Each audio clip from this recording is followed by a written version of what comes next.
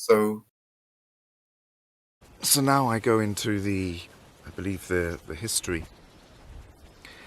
of what happened. Now, these are stories that I've heard from different people. A lot of it from Dan Harden, and I'm sure there's people in Aikido that have a different view to it all. But this is, something like the history we're about to hear. Something like that's definitely happened, because this knowledge, this body knowledge in terms of internal power training should have been part of the Aikido training. And Aikido, instead of being this sort of flimsy martial art that often attracts, Dan Harden has a lovely phrase. He calls them noodlers. There's nothing in their body. There's nothing in them.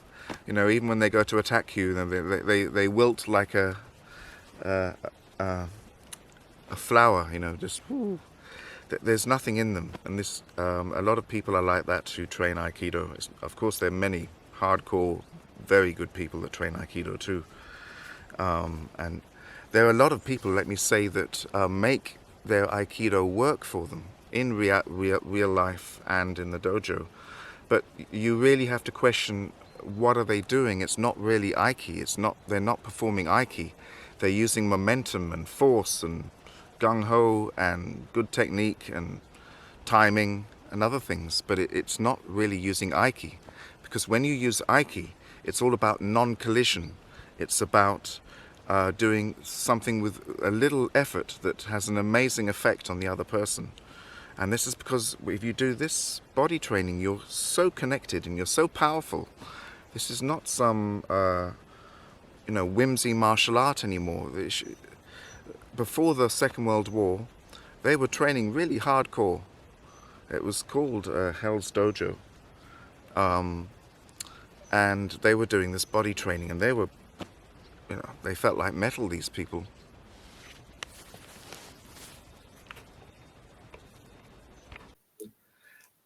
That's the knowledge with the body conditioning itself. And the history of it, what happened is, as an example, some of this is, this is a consensus of opinion of what happened. I can't point to an exact meeting or the date or who was there or who said what. But as an example, after the Second World War in Japan, all the masters got together from all the different martial arts, including Morihei Shiba from Aikido. And they had to decide, what are we going to do? All these, are we going to teach what we know, all our heritage, all our secrets, all our knowledge to these guys that have, won the battle? And they came to a conclusion, you know what, we'll teach them all the techniques, but we won't tell them the internal stuff. So you can go to, to learn EI, learn the sword. And then, yeah, I'll teach you 1,000 techniques. 1,500, no problem. 2,000, okay. But they're not teaching you what's in the sword. What are you doing in your body that makes it so effective? Because when you apply this body knowledge and you're completely connected, in Aikido, and what Morihei Shiba calls this, he calls this attaining heaven earth man, that you're connected from toe to head. So you have a grounding, you're completely grounded, but you're up in the sky too, and you can, all this knowledge I'm telling you about, you can put into a sword, you can put into anything, and you can put it into a tennis racket. You can put it into anything. I might find that useful then, because I did. This is very important.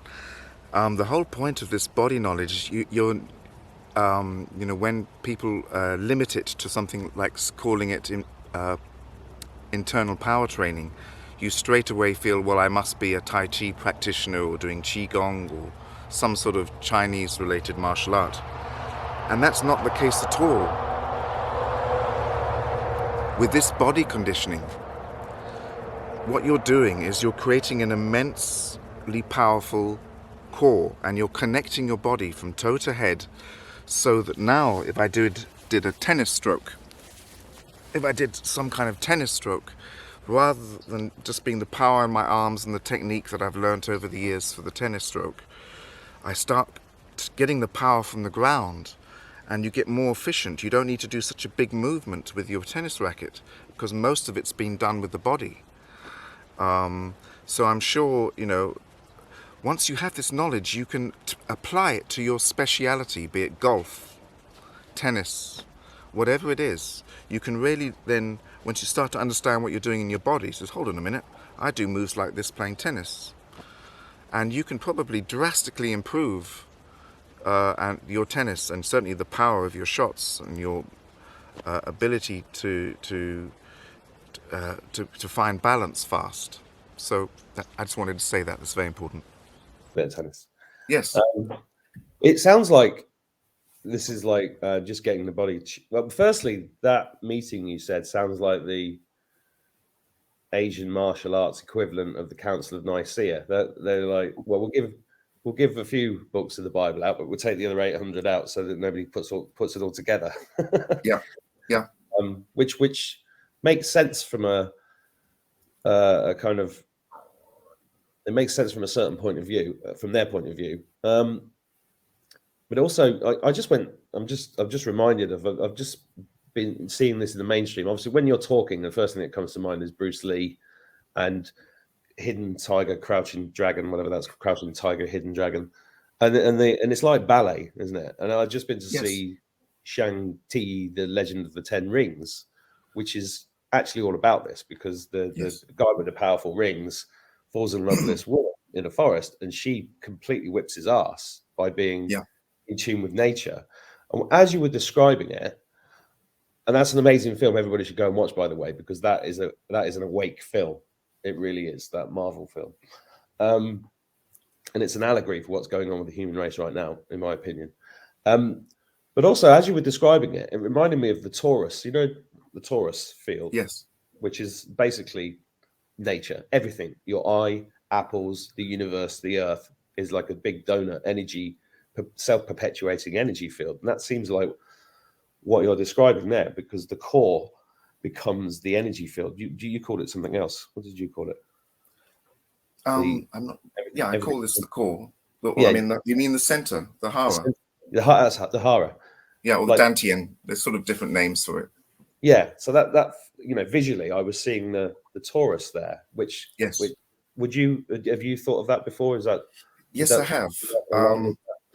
I belong in a spiritual group, and there's people there that are looking at the fascia in whole other ways, and how it's to do with connecting with energy and getting into. There's so much to talk about here. I totally agree with, and have thought about this before, of course, with the torus, this center. This was very much part of what Oshiba was doing. He calls it the dance of the gods. And you're basically, when you create these spirals in yourself, you create a movement that's basically a figure eight, infinity. And that it starts off being a big movement. And over time, it can be smaller and smaller and smaller till it's minute. And it's in that space when you're this focal point that you can create all kinds of magic. There is so much to this with the dance of the gods, and the spirals that you're creating in yourself, and creating this center point. And the more you get into that center point, you're sort of in the eye of the storm, and this is what we're trying to create in our body. Okay, and Oshiba calls this, like I say, dancing of the gods, and you see him doing it with a stick. There's a lot to come on that sort of explanation. Okay, the 5D area, which is not, they're doing research on it. I can't wait that they come back to me on it. You're There's a combining lot like with the fascia. you're combining like the physical stuff with qigong, right? Or Yeah, have I said that right? I don't know if I said that right. yeah. I mean, I don't do qigong, anything like that myself. But yeah, I don't. I say qigong too. I meant qigong. Yeah. Let's carry on. It is that they certainly do go into more into that area of it. Well, this is powerful information for anybody, which is why I wanted to talk to you about it because you know, my mum, for example, she's 70 and she's still walking 5 miles a day, but she's always in pain. And if you watch when I watch her walk, she you know, and she's been to base camp at Everest. She's climbed up loads of mountains around the world. She's traveled the world backpacks in her 40s and stuff, and she's just This is what's so magical about this body conditioning. This is exactly the point, as Mark is saying. You can re-teach your body that you walk more in a more elegant way that is much is less damaging for your body and your joints while we continue in this world, in this body, and as we get older. You know, the least damage we can do, the longer we can keep this vessel in good order and even turn it around if it's in bad order. And these walking drills are very much part of that, that you take the jolting out of your back and out of your knees in the way that we walk and carry ourselves, because we're creating this huge major muscles that are sort of driving us, and then we're sensitive how we're walking and things. Okay. I've seen some of your videos, and it literally looks like you just a bit of a stretch. Yes. That's my kind of exercise. I mean, I think that's the kind of exercise most people would want to do. Yep. I mean, the thing is, like I say, I've identified three kind of groups that this is applicable to. And really, in my first idea of this, when this first came to me as a sort of twinkle in my eye, it was health into old age. Yeah. For the more senior citizens and people completely out of shape.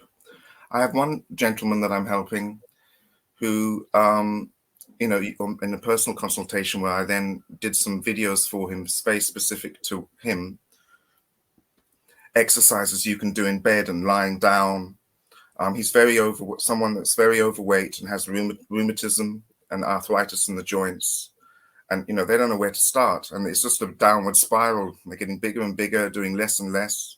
So to try and reverse that is to these sort of exercises, you can begin to build some sort of strength and more mobility and flexibility, that they can begin to do something. And I'm teaching him to tread lightly and how you get up correctly,